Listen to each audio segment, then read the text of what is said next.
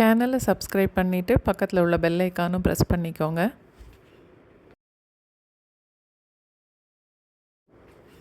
நல்ல காரமாக ஒரு புடலங்காய் பொரியல், புடலங்காய் தோரன்னு கூட சொல்லலாம். அடுத்தது பீட்ரூட்டும் பாசிப்பருப்பும் போட்டு ஒரு கூட்டு. இந்த ரெண்டும் தான் இன்றைக்கி நான் செய்ய போகிறேன். பொடிசாக வெட்டின புடலங்காய் 2 கப் அளவுக்கு, அதை ஃபஸ்ட்டு குக்கரில் போட்டுட்டு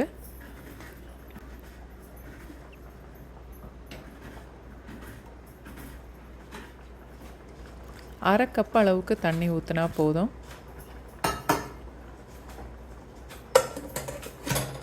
குக்கரை மூடி ஒரே ஒரு விசில் வச்சுட்டு அடுப்பை ஆஃப் பண்ணிடலாம்.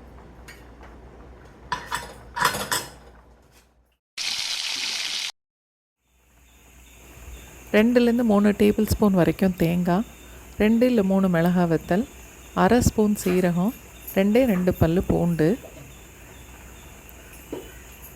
இந்த மிக்சியில் போட்டு 1-2 அரைச்சி எடுத்து வச்சுக்கணும்.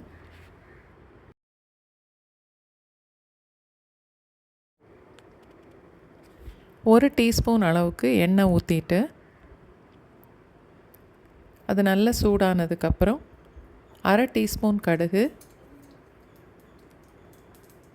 அரை டீஸ்பூன் உளுந்தம்பருப்பு, ஒரு கொத்து கருவேப்பிலை, வேக வச்ச புடலங்காவையும் இப்போ இதோட சேர்த்துடலாம்.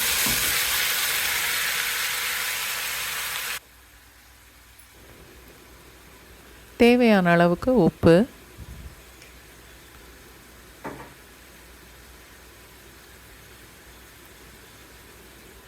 அரைச்சி வச்சுருந்த தேங்காய் அதையும் இதோட சேர்த்துருவோம். அடுப்பு மீடியம் ஃப்ளேமில் இருக்கட்டும்.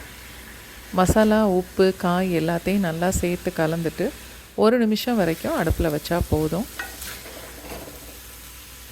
ஒரு 2-3 தடவை நல்லா கிளறி விட்டால் போதும். இப்போ புடலங்காய் பொரியல் ரெடி ஆயிடுச்சு.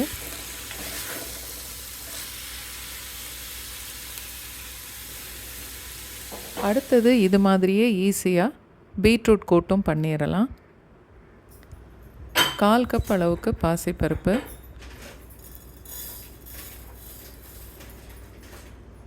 1 தடவை தண்ணியில் நல்லா கழுவிட்டு 1 கப்பு தண்ணி சேர்க்கணும்.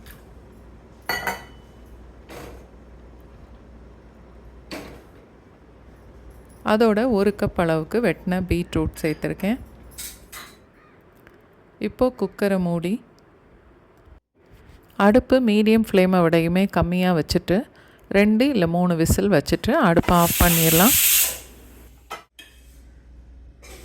தாளிக்கிறதுக்கு 1 டீஸ்பூன் எண்ணெய் ஊற்றிட்டு அரை டீஸ்பூன் மிளகு, அரை டீஸ்பூன் சீரகம் 1-2 பொடிச்சு எடுத்திருக்கேன்.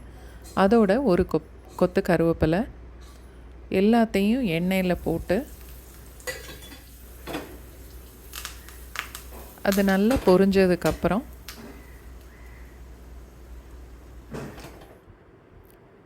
எடுத்து இப்போ கூட்டோட சேர்த்துடலாம்.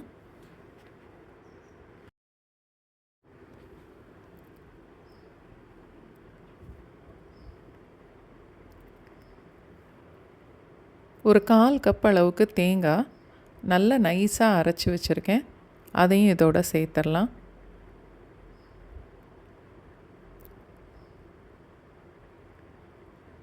தேவையான அளவுக்கு உப்பு.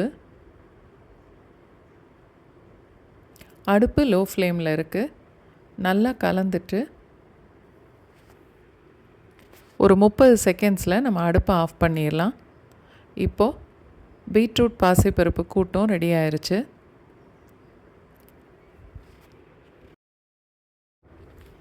ரெண்டு சைட் டிஷ்ஷுமே ரொம்ப ஈஸியாக குக்கரில் பண்ணிடலாம். நீங்களும் ஒரு நாள் ட்ரை பண்ணி பாருங்கள்.